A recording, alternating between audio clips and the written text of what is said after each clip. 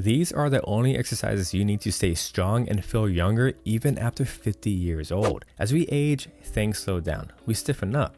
Simple stuff like getting up from a chair gets weirdly hard. I've started to see people closest to me take turns for the worse at young ages, so I have started prioritizing longevity more than ever in my own life, studies, and training.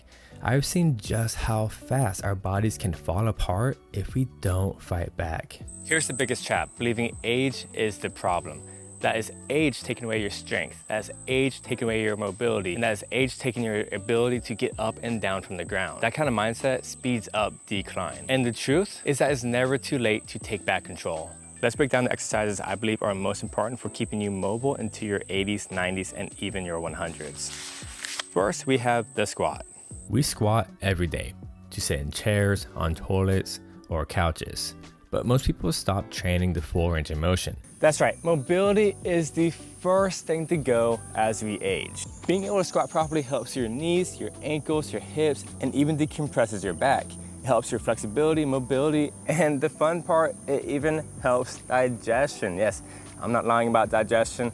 It burns a ton of calories and builds strength and stability. And it's not all about strength, it's about function. Once you lose your squat, you lose your independence. A 2012 study in Journal of Strength and Conditioning Research found that compound movements like squats create a far greater metabolic and hormonal response than machines like leg curls or leg extensions. Societies that still use deep squats daily retain mobility well into old age. If you're new to squats, don't be scared. Our ultimate goal is to get into this deep squat, or aging squat, primal squat, or whatever you want to call it. This is the goal. Starting with the easiest squat is the chair squat. Simply just sit down and get back up. The next progression is the active chair squat, where you come down, you hover over the seat without putting down all your weight. Keep hovering and come back up. Then after you've mastered that, you are going to do air squats. Come down to your range of motion and come back up. And over time, you'll get more and more range of motion till one day you can finally deep squat. Do 2 to 3 sets of 10 to 15 reps. And if you want to make it a bit harder, you can add pauses during your squats. And the more you squat, the more natural it will become. The next exercise is the mighty push-up. Push-ups build upper body strength like your chest, shoulders, triceps, but done right, they also train your core, glutes, and posture. Think of it as a moving plank. Done wrong, and it's a shoulder injury waiting to happen. So let's fix that.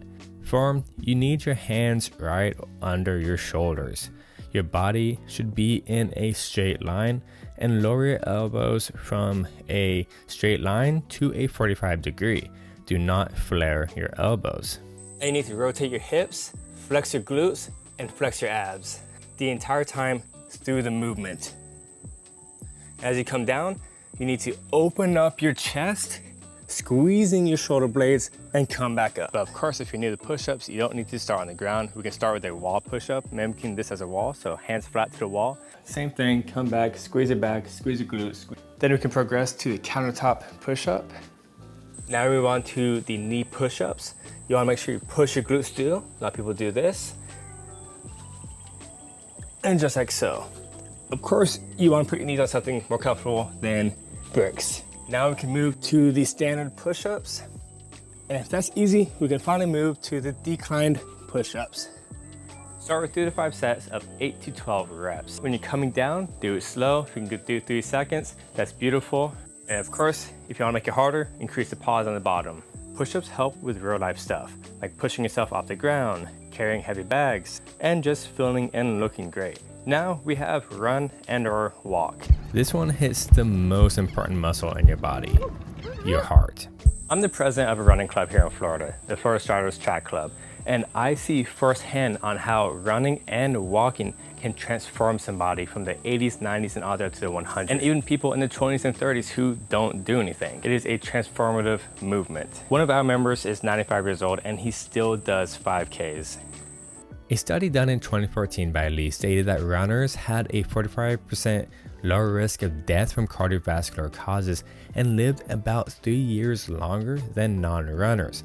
Even just 5 to 10 minutes a day helped. Running and walking improves your cardio health, bone density, biological age, brain functionality, reduces inflammation, and improves hormonal production like growth hormone and endorphins. Even a 5-minute walk boosts serotonin and dopamine, great for reducing stress and depression, as stated in Calm Energy, How People Regulate Mood with Food and Exercise by Robert E. Thayer, a book I read and I absolutely love. I have it linked down below if you want to check it out. And stick to softer surfaces like this asphalt because it's much softer compared to this hard concrete on sidewalks, which is worse on all your joints and can develop hip pain, ankle pain, and knee pain over time. Wear proper running shoes, or you can try to wear these zero drop shoes, which I wear all kinds of zero drop running shoes, which can help strengthen your feet over time and increase that ankle mobility. And for me, signing up for 5Ks is what kept me staying consistent and competing against myself routinely. So sign up for some races, as it gives you a date to train for and something to challenge yourself with. If you are having pain, slow down. Fatigue is normal, however. Just listen to your body. Now let's bring it all together. Our weekly longevity routine. Monday, run or walk for 10 minutes. Do 3 sets of squats and 3 sets of push-ups. About 10 to 12 reps for each. Tuesday, we are resting. Wednesday, we are repeating Monday's routine. Thursday, we are taking a rest. And Friday, long walk or run plus 4 sets of squats and 4 sets of push-ups. This day is supposed to be a bit harder. For the optimal routine, walk every single day, especially if you're not running. Squat as much as possible when you're taking a break, watching TV, and when everyone else is sitting in chairs. And of course, increase distance and reps and sets. You want to consistently challenge yourself. If you can commit to this, it will completely change your life. Exercise is just one thing on keeping young. We also have mobility and of course your mind to talk about. So stay tuned for a lot more to learn about living a younger and longer life. Let's redefine what aging looks like.